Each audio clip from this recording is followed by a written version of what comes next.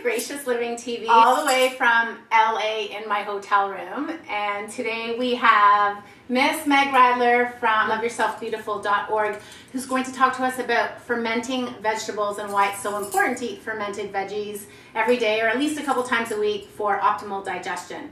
Meg is an emotional eating expert and holistic nutritionist. And Meg, tell us a little bit about yourself. So basically, I coach people to embrace a healthy lifestyle by cultivating self-love. It's so important, especially these days, to learn how to love yourself and respect your body for optimal health. And Meg is certainly an expert at this, so check out our website for more information. Let's tell our viewers what's so important about fermentation and what is fermentation. Fermentation is an ancient way of preserving vegetables. What we're going to be doing today is fermenting cabbage. And we're going to be making a raw sauerkraut. Fermentation is a great way to preserve foods. It was done by our ancestors, but it happens to have a lot of health benefits as well. Cabbage has a bacteria that's naturally present called lactobacillus. It also resides in our gut. We actually pickle cabbage by creating a saltwater brine. Increases the amount of lactobacillus bacteria. That is a good bacteria. We all have bacteria in our body, but typically, especially if you have any health issues, you have more bad bacteria than good bacteria. So this helps to neutralize bad bacteria and help bring your body into a state of homeostasis, which is balance. Exactly, yeah. And it helps you digest other foods. Also, because most of our immune system is in our gut, it actually helps your immune system. Did you get that? Most of our immune system is in our guts. Exactly. So, and it tastes really good too. Yes. I love the taste of it. So first what we're going to be doing is creating a brine. A saltwater brine basically is going to be the liquid that our cabbage is going to be pickling in. So by adding Celtic sea salt to our chopped up slivered cabbage, we're going to be massaging it, which draws out the water, basically sweating the cabbage. And hold that thought for a sec, sorry. Really important you're using a good quality salt, like a Celtic sea salt, not a table salt, which actually has chlorine added to it. Celtic sea salt. Well, tell us about Celtic sea salt. Yeah, this is the best salt. Best salt. You can get it at Whole Foods or any health food store now. Exactly. It's got over 80 trace minerals, which are essential for our body's metabolism, for cellular function. It's the only salt that I use, and it tastes really good. A little goes a long way. This is the only thing I use when I'm making sauerkraut or any pickled vegetable. Yeah, something like this costs $5 to $7, lasts you a long time. It has so much flavor that you end up using less than table salt. It really does help to alkalize the body. Yeah, and we're creating a superfood here. We're actually taking cabbage, turning it into a fermented probiotic food, and we're adding a mineral-rich salt, which is just like upping all the nutrients in this food. And we're also going to be adding some dill, which adds really nice flavor and also has minerals and other health benefits, and garlic, which everyone knows is really good for you and tastes good. So it's nature's most powerful antibiotic. Exactly. Okay, let's get started. Because we're in my hotel room, I'm going to be the camera person as well. All right, thank you, Grace. So basically the first thing, you want to get an organic cabbage. I got this at our local farmer's market. You don't need to wash it because I just peeled the outer leaves off. I already did that. So the first thing, we're just going to cut it. And we'll start with this a little bit here. There's a core in here, and you want to get the core out. So I just kind of like go in there.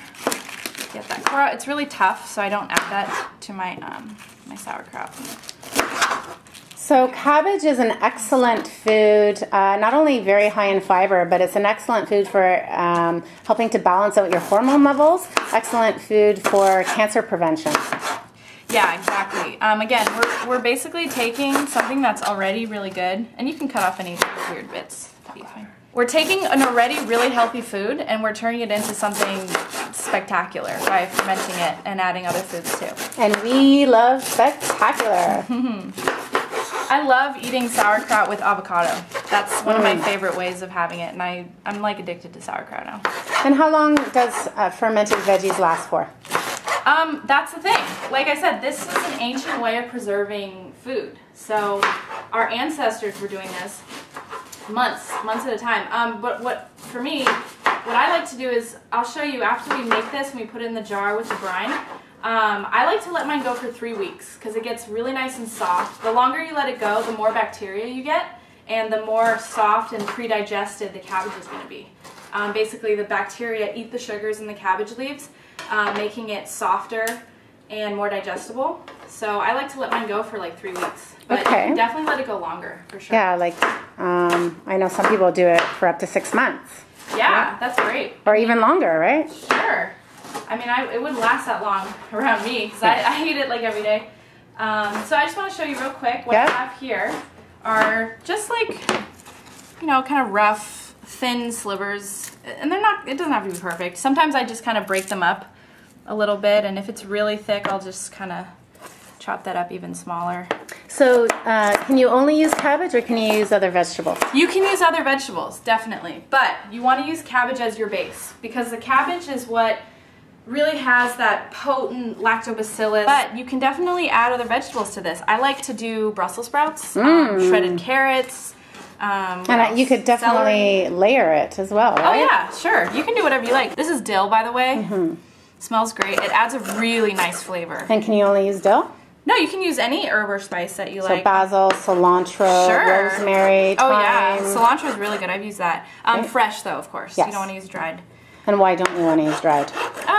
Just because, well, we're starting with fresh material, so just keep going with fresh. We just want it to be small enough so that the pieces are going to be breaking down. Like I'll show you when I start massaging it. It's gonna. All this volume is gonna go down from the salt. So now I'm just adding garlic, and you don't have to go super small or anything. I like to do big chunks of garlic in my sauerkraut. So garlic is amazing for boosting your immune system, and in combination with your fermented veggies, you're getting an extra dose of superfoods to help keep your immune system strong and healthy and energized. We're actually fermenting everything here. So the garlic is getting pickled, the dill. Okay, so now I'm using Celtic sea salt, and I usually just like drizzle it over, but I'll just show you. This is probably about half a tablespoon. I'll have a recipe for you guys so you can have something to work from, but I tend to just, you add more salt if you feel like you're not getting enough brine. So what I'm doing now is I am massaging the cabbage with the salt. So by massaging the cabbage or any vegetable that you use, you're helping to break down the cell walls. Is that correct? You're helping to sweat out the cabbage? Yeah, so what we're doing is, if you remember in chemistry class, water follows solute. So we created a salty solution on the outside of the cabbage, and I'm basically just massaging the salt into the cabbage leaves, and then liquid is actually leaving the cabbage. So eventually you'll see that all of that volume that we had is going to go down. And at the bottom of this bowl, we're going to have a liquid solution. That's just water from the cabbage. I don't add any water to get the brine. It's basically just from massaging it.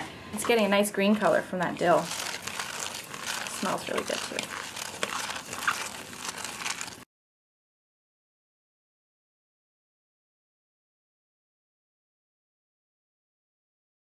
Now you can see that it's really shrunk down quite a bit. Yeah, it has shrunk down quite a bit.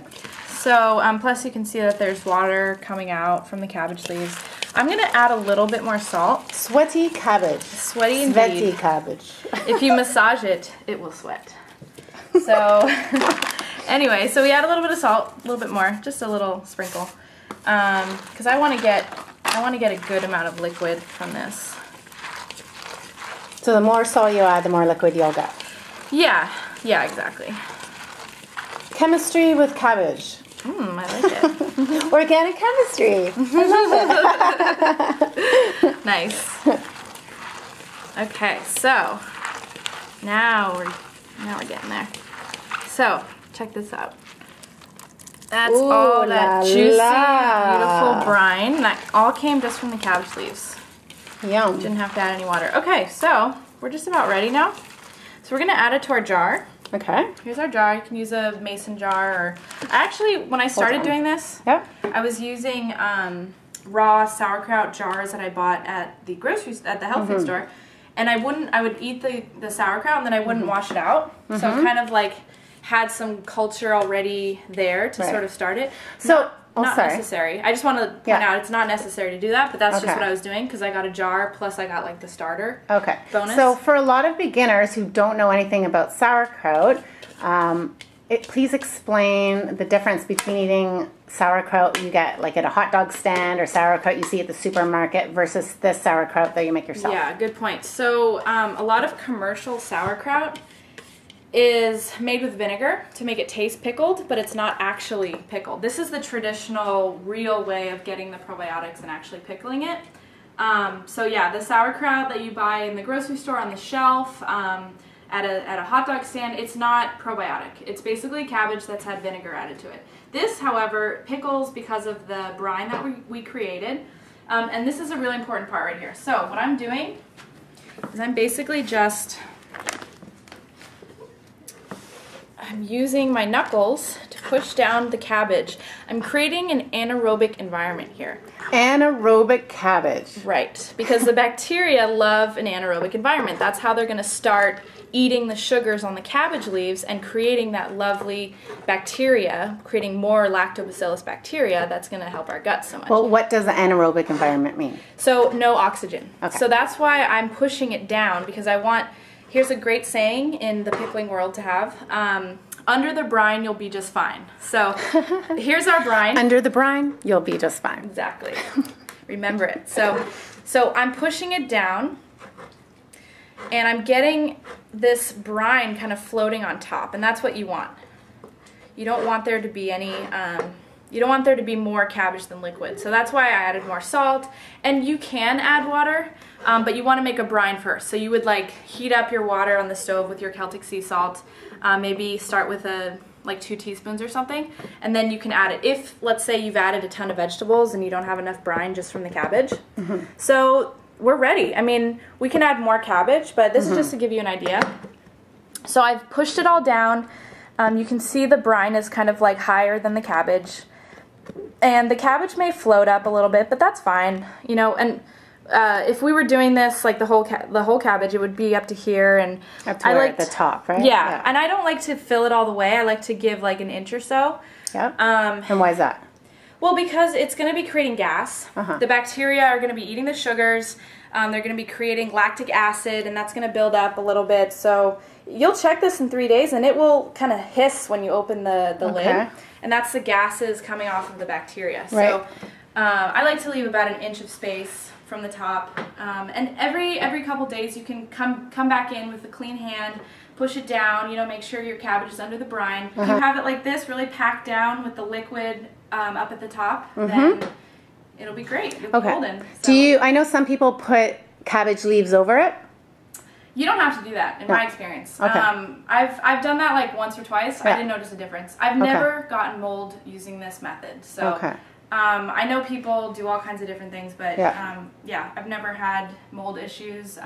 Just put a lid on it, you know, when you're done. And do you have to put it in the fridge? Where do you put it? You leave it at room temperature. When you find that you've gotten to a nice cultured taste, then you can put it in the refrigerator. I actually don't even put it in the fridge. I'll make my sauerkraut, I'll leave it at room temperature in the pantry, and then I'll just take from it and eat some in a bowl and put it back in the pantry so it can keep fermenting even further. Smells amazing. Thank you. That's the dill and garlic. I love the dill and garlic. But yeah, and what's important is if you do that method where you just kind of take it from the cupboard, use a clean spoon and don't eat off the spoon and put it back in because you don't want to contaminate it with other bacteria. Right. But yeah, it's well, really that was super easy. This took us, what, about 10, 12 minutes? But how long would this normally take you to do? Yeah, 10, 15 minutes. Yeah. Okay. Yeah. It's great while you're watching TV or, you know, whatever. Great. Something really easy to do and something, do you eat this every day? Every day. Yeah. Yeah. A little bit every day just to help keep your gut in healthy working order, right? Yeah, exactly. Good. You'll notice if you start eating this and you haven't before, you might have some gas, but it's actually a detox reaction. That's the bacteria kind of like proliferating and colonizing. So it's actually a good reaction to have if you do have gas. And you won't have it after a while if you do keep eating it. So just wanted to put that disclaimer out there. Great. So we hope that you've learned something good here today, and try it out. See, it's super easy. If you have any questions, you can always email Meg at loveyourselfbeautiful.org, or you can always email me at www.gracevanberkham.com. And please check out my website for retreats that I do around the world, incorporating plant-based eating menu and yoga and meditation in beautiful countries.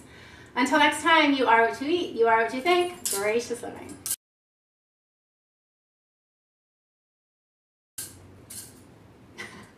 Didn't need to add that. You can cut it right at the wave. Bye.